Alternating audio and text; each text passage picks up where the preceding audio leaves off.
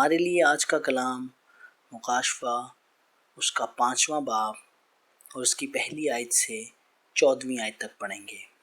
اور جو تخت پر بیٹھا تھا میں نے اس کے دائنے ہاتھ میں ایک کتاب دیکھی جو اندر سے اور باہر سے لکھی ہوئی تھی اور اسے 7 مہریں لگا کر بند کیا گیا تھا۔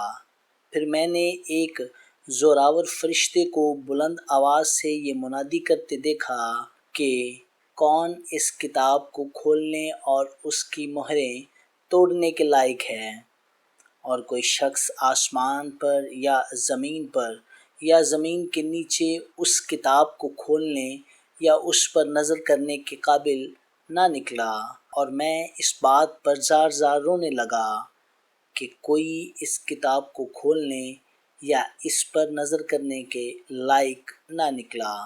تب ان بزرگوں میں سے ایک نے مجھ سے کہا کہ مت رو، دیکھ یہودا کے قبیلہ کا وہ ببر جو داؤد کی نسل ہے، اس کتاب اور اس کی 7 مہروں کو کھولنے کے لیے غالب آیا۔ اور میں نے اس درخت اور چاروں جانداروں اور ان بزرگوں کے بیچ میں گویا ذبح کیا ہوا ایک برا کھڑا دیکھا۔ اس کے 7 سینگ اور 7 آنکھیں تھیں۔ یہ خدا کی 7 روحیں ہیں جو تمام روئے زمین پر بھیجی گئی ہیں۔ اس نے آ کر تخت پر بیٹھے ہوئے کے دائنے ہاتھ سے اس کتاب کو لے لیا۔ جب اس نے کتاب لے لی تو وہ چاروں جاندار اور 24 بزرگ اس پرہ کے سامنے گر پڑے، اور ہر ایک کے ہاتھ میں بربط اور عود سے بھرے ہوئے سونے کے پیالے تھے۔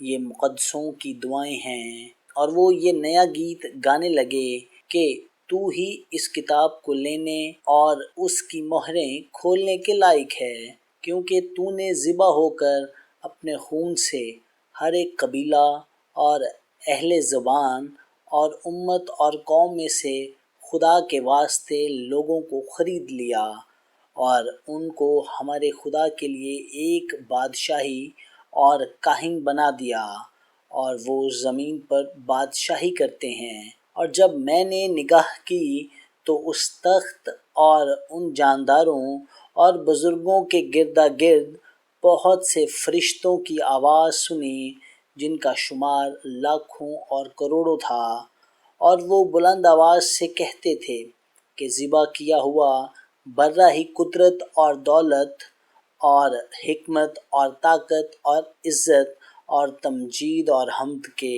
لائق ہے۔ پھر میں نے آسمان اور زمین کے نیچے کی اور سمندر کی سب مخلوقات کو، یعنی سب چیزوں کو جو ان میں ہیں، یہ کہتے سنا کہ جو تخت پر بیٹھا ہے اس کی اور برا کی حمد اور عزت اور تمجید اور سلطنت ابدالآباد رہے۔ اور چاروں جانداروں نے آمین کہا، اور بزرگوں نے گر کر سجدہ کیا۔ آمین۔ خداوند کا پاک کلام پڑھا اور سنا جانا ہم سبوں کے لیے باعث برکت ہو۔ خدا کا شکر ہو۔ آمین۔